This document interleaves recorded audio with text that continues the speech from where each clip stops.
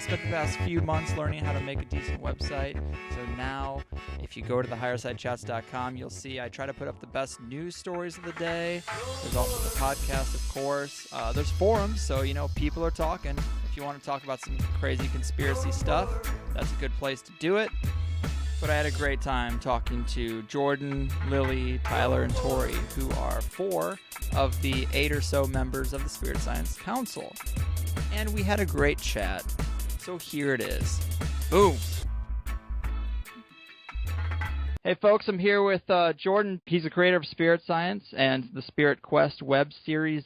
He's got the whole Spirit Science crew with him. Guys, say hello. What's up in your town? I'm also here with Kyle, a friend of the show. You've seen him before. He's been on here plenty of times. Hello. Hey, Kyle. But if you guys out there haven't seen Spirit Science, it's one of the most clear and concise methods of exploring pretty much all the ideas of the alternative community: meditation, chakras, astral projection, crop circles, 2012, Atlantis. It's all great stuff. And it's one of my favorite web series. But the first one is Thoughts, which basically breaks down what you'll hear all the time, which is that your thoughts manifest your reality, which is an idea that you guys are actually living out and demonstrating with the Spirit Quest videos. So, let's start there. How did Spirit Quest start, and where is it at now? Spirit Quest started last year, I guess. It was actually August 10th was when I left. I went and decided that I wanted to travel the world, or just kind of travel, because I had always traveled previously in kind of school trips and vacations and stuff with my family, and just thought it would be amazing. And I, learned about kind of the secret and the power of thoughts and stuff, and I was like, okay, if I can do anything, what do I want to do? And I decided that traveling was definitely in my best interest, so I packed up my stuff. I literally gave everything that I owned away to, Salvation Army, all of my clothes. I sold a bunch of my old stuff and just kind of took a few 2 backpacks and left on this journey. So I traveled around the States for several months, and that whole adventure can be watched online. I probably don't need to go into all of the little details of everything, but eventually it came to, actually I met the Atlantis King, Tyler, who's sitting next to me. Whoa. And we started talking. I saw his videos on the Spirit Science Facebook, and I was like, I have to meet this guy. We should totally hang out. So I ended up getting a trip to Australia for super cheap, thanks to our lovely friend Tori, and that was wonderful, just on a buddy pass thing. And I went to Australia for a month and lived in this beautiful Australian paradise. We had a wonderful time, and I convinced Tyler to come and travel. So we came back here, and now the group kind of also, Lily, who's Lion Patch, who's over there making food, and Tori is on the computer over here. We all kind of just met online and through the internet and came together in LA, and we're gonna road trip. I love the fact that the first video of yours is thoughts, and then that's when you learn that you can control your thoughts and anything's possible. That going traveling is really one of the first things that you can do. It's you prove it to yourself when you quit your job and you sell your shit and you grab 2 bags of stuff and you just run around the world for a little while and you go, wow, all that ever matters is me and what I'm doing. So that's a really important lesson for some people to get. And some people have been inspired to do it just online, which is amazing. We hear emails from them around the world, and it's good to meet up with them as much as possible. It is such an obvious truth that your thoughts would manifest your reality, but most people live life like they're victims of circumstance. Me, for example, I hate my day job. But people have the attitude oh, how'd I get stuck here? Well, you applied for the job, you went on the interviews, you tried really hard to get it, and you drive yourself to work every day. But then they laugh when someone says you can do anything you put your energy into. Yeah. Kyle, he actually has quit his job the first of the year. Congratulations to Kyle. Yeah. He ballsed up and did it. Yeah, I would say that, Jordan, your work has been pretty much an inspiration. I've followed most of Spirit Quest and all of the Spirit Science videos, and it's changed my outlook on a lot of things. But actually, yeah, me and my wife both quit our jobs, and we've converted our entire grass backyard into a farm. And that's what we're doing right now, and we're selling all our goods and giving the rest to Salvation Army, so, yeah. That's awesome. Where is that? We should come have a look. Oh, it's in St. Louis. You guys can stop by any time. We have plenty of room here. Where the hell is St. Louis? Kicked out by the banks. It is in the middle of the country where no one wants to be. We were just except Kyle. Colorado as well. We may be back there shortly. Yeah, we were just in Colorado and Utah, and we're almost back. Yeah, I mean, we're almost back in LA now, but we're planning on definitely doing more traveling. So maybe we will be back around. We can even do a gathering out there and have lots of people kind of come out and just hang out and be the light for a little while. He owns his home, so I mean, you're willing to give it up for these type of events and stuff, right? Which is a great resource you have. You don't have any landlord that's going to come bang on the door because you got too many people hanging out. No, I mean, the banks are after me. I mean, they will be eventually. Once They're after everybody. Join the club. Show up. For the time being, it's the strategy to use. Badass. Yeah, absolutely. Well, I was going to say, one thing you mentioned in the Spirit Quest, and it's everyone's greatest fear, is money. And a lot of people would love to live out this kind of lifestyle, but they're just afraid that, they're going to go broke and be living on the streets, which, essentially that's what a nomadic lifestyle is. So what are you afraid of? But, I mean, you kind of hint on the fact that, things have just kind of happened as they need to happen. But can you give some more detail on, like, how the universe is manifesting these things so that you don't hit these roadblocks? Well, I mean, we pretty much don't have money except when we do have money. And the way that we're functioning is that in order to gain something, it has to have space. In order for a plant to grow, it has to have the space to grow. So when you've accumulated so much, you get stuffed. So when you start to let go of those things, then you're creating space, and then the new things you want will be able to come in.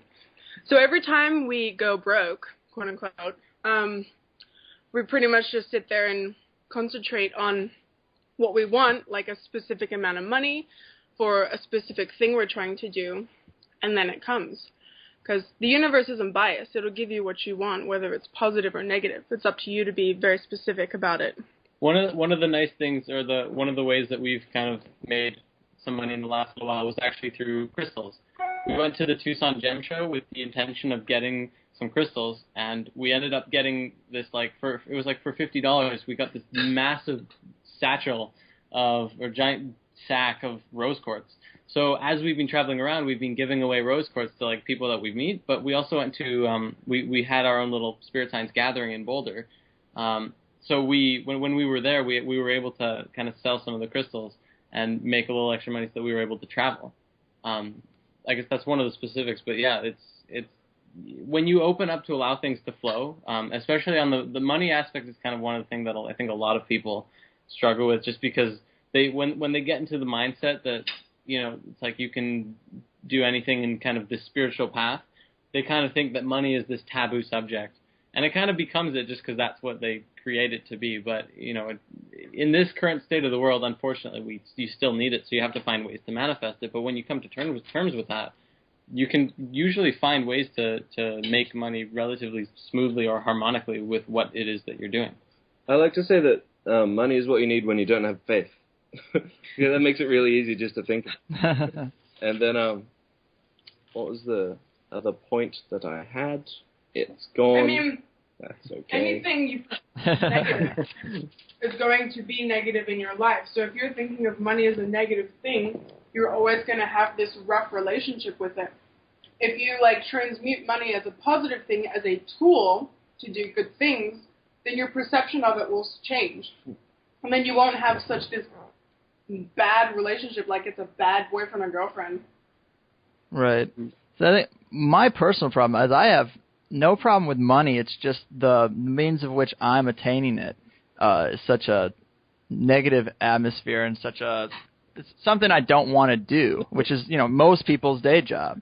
But I see the money as a way to achieve more freedom. I can now buy a kayak so I can walk it down to the bay on the days off. So, obviously you get more resources that way, but it's the job that I hate so much. But, that's the paradigm that so many people are stuck with. And I mean, that's why I love watching the Spirit Quest, because, it's kind of like living vicariously through people who have the balls to do what I don't, just quit the day job. I think kind of as we're moving into this whole new paradigm of everything, I mean, money's slowly going to start to fizzle out. But in the meantime, I think it's I mean, you were just saying you don't like doing what you're doing, and it's going to be up to either, there's going to be people who are going to start new businesses and new jobs and new lifestyles that also kind of bring in money, and it's kind of, I guess, a new way of doing business, but it's like fun, and, you're just kind of living free and having fun and doing what you love, and also bringing in goodness. And I think,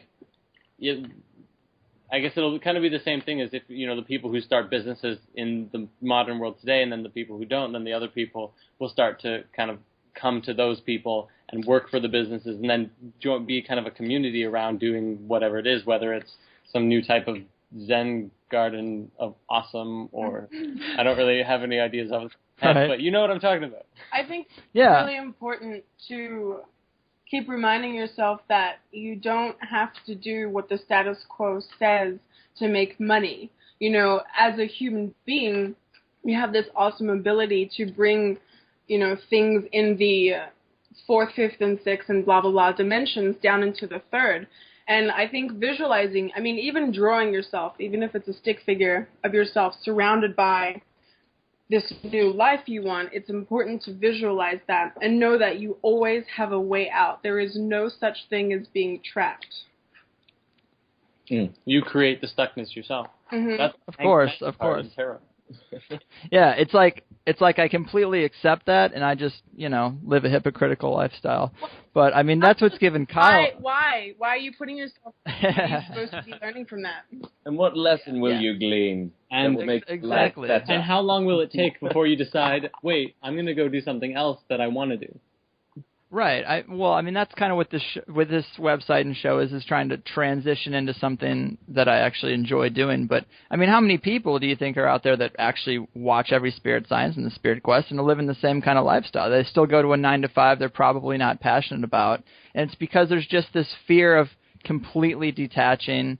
And that's why I respect you guys and Kyle. I wanted to have him here because I think that it's the thought that there's a change in paradigm that gave Kyle the strength to be able to walk away from the job because, like you just said, money is going to be changing. The way we interact with money and kind of the economic models we have are going to probably be changing. What do you guys expect out of 2012? Ooh. Awesome! A lot of change. I'm going to manifest Kale. She is lying, Patrick. Well, there's so many different aspects and layers and levels of discussing 2012, and I don't think that you can just say flat out, well, this is going to happen or this is going to happen, because it's a very dynamic thing and absolutely everyone is going to affect it. I think that things are going to keep moving faster and faster. Like, I don't know if for us, maybe it's accelerated because we're traveling and living in the way that we are and not kind of in this 9-to-5 ritual. But things have been speeding up monumentally, at least for us, and I can't say that's the same for everyone else. But no, I agree. Does it feel like a sixth of the year is over already? Is it? Yeah, there's only 12 months in a year. 2 of them are done. The month it's a sixth year. First quarter is done, or first quarter we're in. First sixth. Well, the humans. Whoopsie. Whoa. Time definitely feels like it's speeding up. The humans formula for time is going to be changed. Excuse me, I have food in my mouth. Okay, well, while you chew, Jose, I don't know if you guys know anything about the Dream Spell calendar and Jose Arguelles, but he did a lot of work on kind of this whole new paradigm of understanding time, and he kind of rewrote a calendar based on the lunar cycles. And there's that is a huge topic on its own. I actually don't know as it sounds like, but he did a lot of work on kind of trying to push this new calendar. And actually, I do want to look into this and possibly share it on Spirit Science too in an episode and be like, well, start kind of maybe learning about this calendar and how it works, because it puts you on a cycle of time that is natural and harmonic to what the Earth experiences. So for us, our way of tracking things, we have all these different leap years and we're not in tune with the lunar cycles or even the solar cycles, really.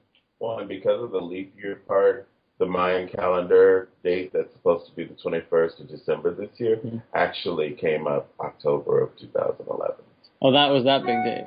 There's also I've heard that, but isn't the Mayan calendar tied to the precession of the equinox so that it doesn't really, it's going to come to fruition on December 21st, 2012 because that's the end of the cycle, so it doesn't really matter what the Gregorian calendar puts on it, or am I wrong? Cardinal points. Well, Yes. the Gregorian calendar as well is also part of the same kind of program, and that's with the dream spell as well. Actually, this is something I learned recently, that when you take the dream spell calendar, because the solar calendar or the lunar restart that the Mayan long count is the solar calendar. It kind of maps the sun and how the Earth works with the sun, and then the dream spell is the lunar calendar. So it kind of works with the lunar cycles of the moon. And when you're working with that, from what I've learned at least, is when you fractal down the dates with the lunar calendar, the end of the cycle ends on 12/12/12. So it's not 12/21/12, but that's just another aspect of change, I guess. And all of these things are just windows too. Like the Mayans called this window that we're in right now the end of time, which says that this shift is going to happen sometime between 2007 and 2015. So you can't say that it's going to be December 21st or December 12th or October 28th or any of these dates, because But what about it exists within a window. end of time, meaning end of time? We're not going to have time. It's Right. Not end of the world, but the end of time. Like, have you guys studied Terence McKenna's Time Wave Zero? I have that book. I just got that book, and we're reading about it in 2012, The Return of Quetzalcoatl as well. Nice. Awesome And its book. alignment with the Eugene. Well, one big part of spirit science is the whole idea of Christ consciousness. How do you guys see that manifesting? I mean, because that's supposed to be related in some way to 2012 or to this time period, correct? Definitely. Ooh, do you want to start? I'll start. okay. I'm chewing a I piece see of this. cornbread. When I was in Australia, I was with a very smart man that was supporting the rise of amateurism, and this is really what. Well, we're coming from two different sides, but everything that we try and do is support people to and inspire people to go and start doing what they want to do. And the current system doesn't provide for that, so they can't walk into a job like you yourself. You're 9 to 5. Probably doesn't support yourself spiritually or maybe emotionally and things like that. Not at all. So Mentally exactly. and physically, and they're not very stimulating. So you got to get out there and you got to make your own thing that suits you. That's why I'm like, for real? A book just manifested into our hands called The Mayan Calendar and the Transformation of Consciousness. And I want to steal it from our friend Demetrius so that we may read it. Okay. The genie will try not to kill you as long as it's returned. Wonderful. All right, we'll read that and put that on an episode of Spirit Science. How's that? I forgot what I was talking about. I forgot the question. How do you see Christ consciousness manifesting? I mean, because you talk, and I think it's in the history movie, you talk about the grid, the Christ consciousness grid, activating. Can you elaborate on that? Christ consciousness it's not going to be something that people look up into the sky and see something and go, ooh, whoa, and then it's like, that's Christ consciousness, it's here, it's back. It's going to be something that's activated within the hearts of the individuals. And I think the change is going to be very, very internal. It's going to be in how people are thinking, how they understand reality, and how they go about their lives and how they interact with each other. Mm-hmm. Do you think the Occupy movement is at all tied to all of the awakening? All of it is, because we're just pushing further and further on the awareness front, and people are like continually talking about more and more things. And I mean, it's not starting. The big discussion is not right now. Christ consciousness and evolution of consciousness, although it's picking up in our communities. In the kind of modern society, bubble that is still existing, people are they're talking about the wealth gap and how people are doing things in the world and the way that the social structure of things. And I think Thrive was really good for that, because Thrive talked all about not so much the evolution of consciousness, but the evolution of energy and how we are functioning as a society altogether. And that was really, I think that altogether with talking about sacred geometry is going to bridge a lot of gaps between people who are not spiritually interested, and then maybe if they see that, and then they'll learn about sacred geometry, and if they're if they can see something in there new that they haven't seen before, that might get them to start looking further. Because the thing with sacred geometry is that it's not just like the flower of life. That's not just the pattern of creation, but that's the pattern of you. That like that is the biological pattern that you flow through geometrically. And if you work with the patterns and you work with sacred geometry, you can connect with the basic geometries of the universe and feel how they flow through your own being. And that is something very magical, I think.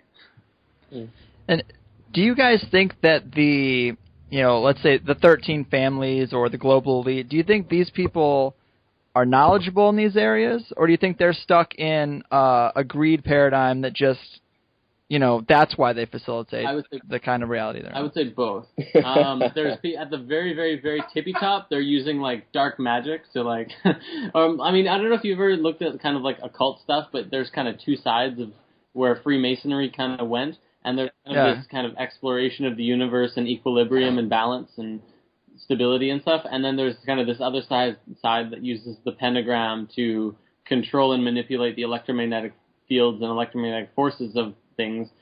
And, so I guess from my research, and there's, this goes into all this like conspiracy theory stuff, but I would say that there's definitely some beings at the very top of the pyramid and even in higher frequencies that are placing an influence on the course of our growth.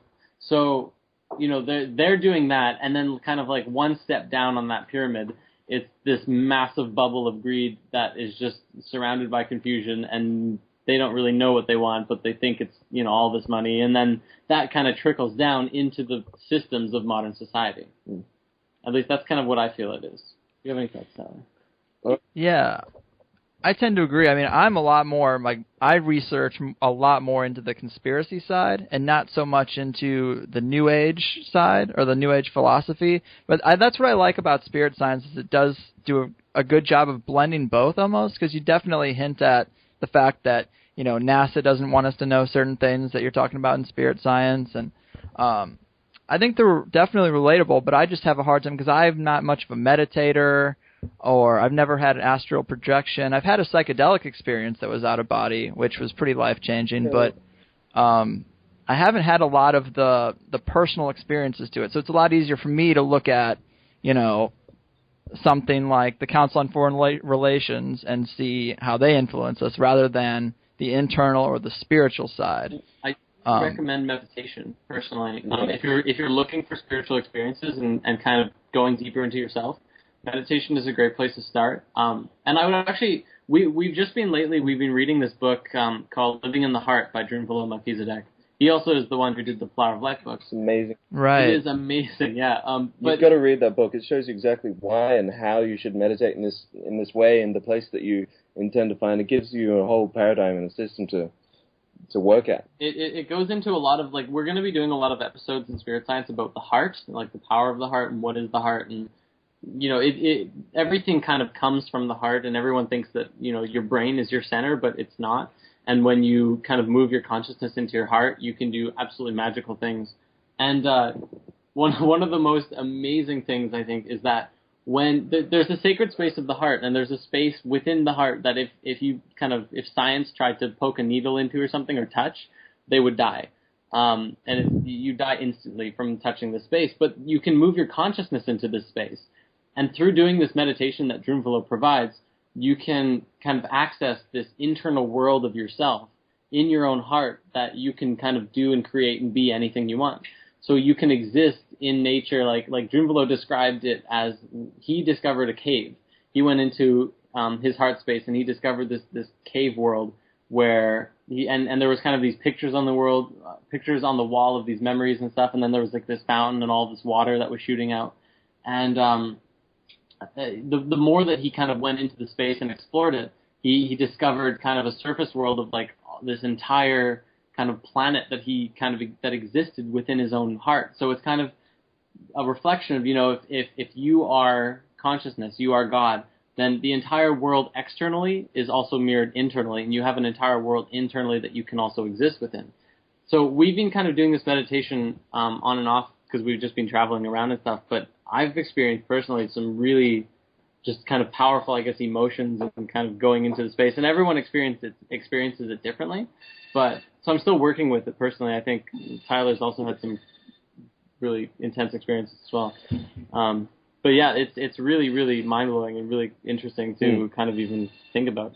I think if you're really deeply going into finding out stuff that's happening overseas, problems in the world, things that bankers are doing wrong to you, it's going to bring up all these feelings of deceit and cunning, and it's funding more energy into the spheres that you don't want to live anymore. So going into the heart and going into the self focuses the energy in the place that you do want everything to come from. So right at its very base, it's you can see where the results are going to show up. Absolutely. That's fair. Now, when you guys meditate, are you doing it to the point of out-of-body experience? That's one aim, and we travel with some people that experience them quite regularly. But honestly, we've been recently just plugging away at this audio tape that we got with Drumbelow from the book Living in the Heart, and then follow the heart meditation, go straight into the heart, and then feel that sacred space. And there's a couple other audiobooks and things like that Jordan's got on his iPad that talks about third eye meditation. And that gives you really good stuff as well. We're going to do spirit science episodes on all of this stuff. Now, have you guys done, because I don't think it's ever mentioned in spirit science, but have you had any psychedelic experiences? Yeah, that's a touchy subject. But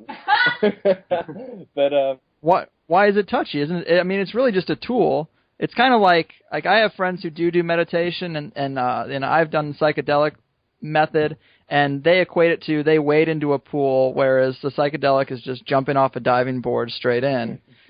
You're going to experience something strange, but you might not have the training necessary to bring it into your everyday life. Well, absolutely. I think, me personally, because you can when you come to the psychedelic experience, you can only talk with someone about what it is with them personally. So I think it's ridiculous that you could ever place rules or dogma on this and say to someone that you can't have a personal integral experience. But for me, what happens is something that happens that you have to practice, something that you get better at. It's like a taxi takes you to a place, and then you can figure out how to get there alone. But taking the taxi, you also see other things in the way, and you're in a different space. You're sitting in a seat rather than walking, so you got time to think about some stuff. It's a different experience. It's a wonderful experience, and I like it, and I'll do it until I see that there is no more benefit there. How do you guys feel? Well, I mean, for Tori and I, we don't necessarily need psychedelics because most females, the female vessel is already plugged in. In certain aspects, it's good when you're trying to communicate with that specific spirit, like ayahuasca. The spirit that is in that plant is the Mama Earth. So when you're trying to better connect with her in doing ayahuasca, it'll be a much more clear communication than if you're doing it on your own if you're not clear yourself. So, right. If you have all this baggage and your mind is overtaking you more so than your heart, doing these medicines is a good way to get that taste for it. But when you're doing these medicines, you're cutting off the human part of your brain. So transferring those lessons that you gained in your spirit part of your mind into your human part of your mind is going to be kind of difficult. So I do urge people who do medicines and things like that to, after or during your experience, write it down if you can. I mean, some of the times that I've done medicines, I can't move. And then after... Wow. Yeah. Well, because people like me were already so plugged in that the experience, is just... Overkill? Yeah. I'm overloading my motherboard. Because I walk down the street and I see stuff already. But and how do you think you developed yourself to that level? I didn't. I came through like that. Oh, okay. Yeah, I mean, that's a whole nother conversation. But what I am, I already came through the veil with all of my stuff. Not all of it, but a lot of it. So I can tap in pretty easy. Luckily for me, the environment I grew up in, I was able to function in society and utilize my quote-unquote gifts. But all that's being a lot more accepted now in society. So right. People. How would you, Sorry? Well, how would you suggest someone who doesn't have a lot of experience or is looking for validation through a personal experience of, say, communicating with a higher self or with some spirit guide or whatever term you want to use? Like, how do you think is the best method of going about that? Meditation? Well, you start off with not having a specific idea of how that's supposed to happen, because everyone plugs in differently. Some people are more similar than others, but I feel like a lot of people who aren't having these experiences is because they expect it to be this specific way. And a lot of these things that they're experiencing naturally, I mean, even like the sensation of eating, that is a form of communicating with spirit. You're ingesting a part of spirit. And if you can listen to the food as it's entering in your mouth, you're going to hear it. The essence of the food. Like, everything in this world is communicating and is like, quote-unquote, a psychedelic experience. We've just been trained not to see it. You have a green thing glowing on your shoulder. Word. I heard a really good thing in the same third eye activation book that I told you about before. If you're expecting that a deity, like you're trying to imagine how one would come to you or how an angel would come and be with you and share its insights with you, if that ever happens after you've had that kind of grounding for it, there's the possibility that you think it's a creation of the mind because you wanted it to happen and then you just kept on excelling through your meditative states. So really the best thing to do is just to do it for yourself, like the meditative process, and then if it happens, then it was meant to happen.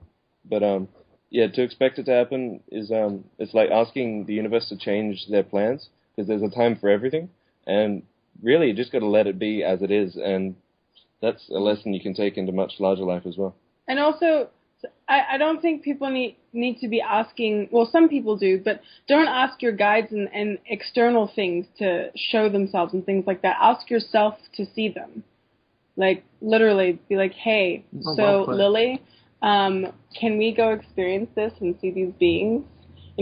First you have to create a healthy relationship with yourself and this human vessel. Like, you've got to work with the vessel in order to experience other things. So asking yourself, I think, is a good first step, too. Yeah. Seems like the answers to a lot of the questions are simply to just do it yourself, to actually try and get the experience. And the Atlantis King mentioned something about amateurism earlier, and this is a theory that I've had, is that this shift has to do with the amateur and the expert, that distinction collapsing. Yeah. Everyone becomes an expert. Now anyone can be, it's horizontal footing we're all on. There's no more hierarchy. Yeah. Yes, well said. That's an interesting idea. Yay. I mean, the internet does a lot of that because you've got people who are popping up with all their own websites, and you're not going to MSNBC for expert news if you're going to alternative websites. And yeah, that kind of contributes to the breaking down of that paradigm also. Exactly. I mean, we're all masters. That's the thing. The other thing, though, is that we're all students and we're all teachers. Right. As much as we're all masters as well of whatever it is that we know, and ourselves. Maybe that's the key, is masters of yourself. But in terms of communicating with others and kind of learning and teaching and sharing, you can't expect any one person to give you all the answers, because you have to look within. But you can also share everything that you know with others as much as you can learn from everyone else. I think that was in the Celestine Prophecy, where it was like saying how absolutely every person that you meet has something for you to learn from them. And when you confront just everyone, when you go about your day with that understanding, you learn so much more. And also, Thoth said, in your wisdom, he was talking about the people that are on their enlightened path, in your wisdom, don't feel pride when someone comes to you with their wisdom, which, you may feel is less than yours, because wisdom is all, and all knowledge is the same and connected, and it's all a process and a path. And someone may say something which you find, judgment against, but they may have other parts of themselves which are much higher than you in other areas, because everyone's ignorant on some level. So you just really got to find your path and not worry about the rest of it. I think also changing the way you say things, like when people come to me for advice or for therapy sessions, I always thank them for like trusting me and having that sense of gratitude that they are coming to me.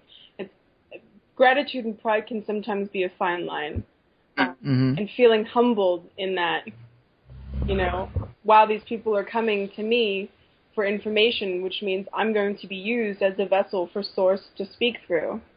That's, and then when you move into that space, you start to flow more, and you will see more and experience more, and experience all entities and things like that. Right on. Yeah, I mean, I really just haven't done the work. I've done the research, but I haven't done the personal work. It's like I've seen 4 seasons of Cake Boss, but I wonder why my spiritual development is lacking. As much as this is like an external learning, it's also a very powerful internal learning. And if you only are doing half of that work, then you're only getting half of the experience, and that's, I guess, male and female balance. It's external as well as it is internal. So you have to go within if you want to accelerate and move forward. At some point, everyone will probably hit that wall. Yeah, and I mean, you still have time. If you want to go off into the world, there's still time to go back to your space you've created. Like, the job will always be there. Unless you quit it. Well, even if you make quit, a new one. No, but if you quit it and you go out into the world, the likelihood of you coming back and finding the same kind of job is high. If you desire that. Right. But when you come back, you might not want that anymore. Yeah, what I'm saying is, like, the fear is... You probably never wanted it, really. In the versa, yeah. Right. This is an awesome interview. Yay! I like it as a group. Mm-hmm. Yeah. Yeah, it's great. I appreciate you guys coming out and doing this, taking the time out of your day, out of your road trip. Kyle, do you have any questions for them before they go? I don't have any further questions. I just want to